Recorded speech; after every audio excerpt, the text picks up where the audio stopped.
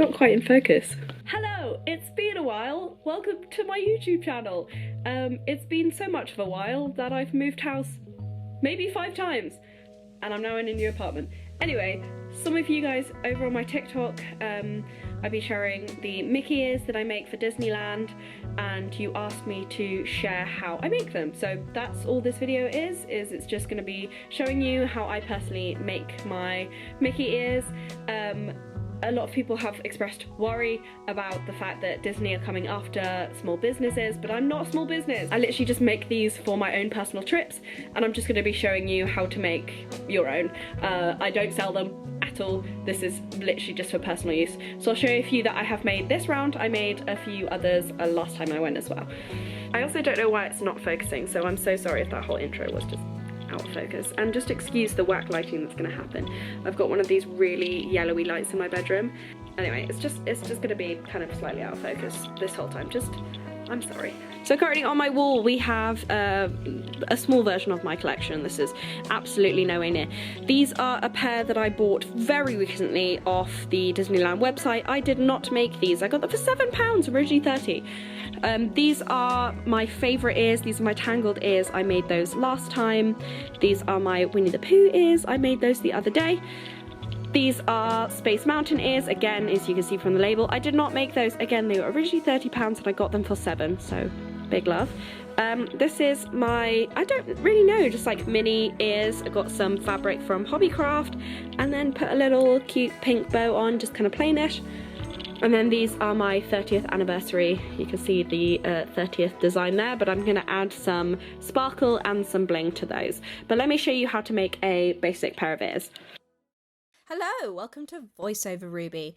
So here I'm just showing you everything that you are going to need. I will list it below, but I recently invested in that cutting board, an X-Acto knife, and a roller cutter for fabric, and those have really enhanced. You don't need them, you could just have scissors, but they help. So I start with mounting board. Again, this is something that I've stepped up this time, and I really like how it holds the ears. So get a Mickey ear shape off the internet, cut it out, and that's going to be your template. You need 4 cardboard backgrounds for each pair of ears, and then you grab a plastic headband to start. Clip is quite literally me faffing around with fabric because I started making a different pair of ears, hated them, and ripped them all up. So you're going to choose your fabric. All you need is a square enough to cover the ears and have a bit of an overlay, as you'll see kind of later on. You need a little bit extra for when you're gluing.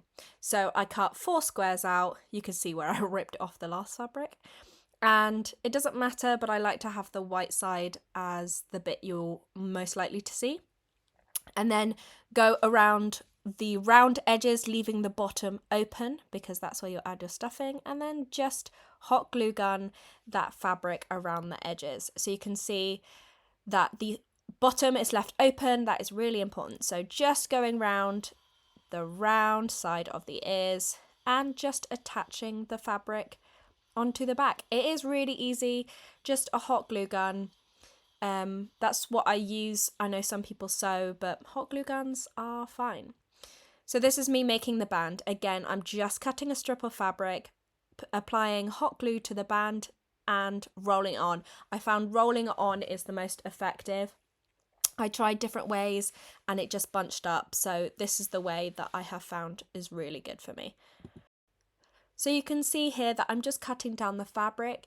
You want enough that you can fold over the band, but you don't want too much that it's going to flap over and leave some fabric, as you'll see me have to cut it down later. So just apply glue straight to the band and just put down the fabric. Then you're going to take that soft toy filling and put that into the ears from the hole that you left before. So you're just putting it on one side, so you've got the cardboard back is the solid side, and then you are adding the soft filling to the other. It will be clearer once you see in a second. There you go, you can see one back is just cardboard, and then I'm just gluing the extra fabric down so that it seals in the soft toy filling. That's why you need 4 cardboard pieces, and making 4 ears to make 2 is it just makes them look more rounded when you've got a hard cardboard backing and then one side soft filling. It just looks better. Now you see I'm literally just applying glue onto the back of the cardboard and sticking them together, and that's gonna make the 2 little ears. Little hack from Ruby: when you see them disappear, it's because I'm putting them under my bum to sit on. It's how I keep them closed. You see here I'm having to cut the extra fabric because I didn't do a good enough job before. So this is just using the little squiggly ribbon to add the inside of the lining so it's soft on your head and the fabric just doesn't look all frayy and silly where you've glued it before. See me adding that on to the inside of the headband. Now it's time to glue the ears. Just really simply add some hot glue onto the bottom. I tend to space them out so I know how they're going to look, and then just pop them on. Really simple.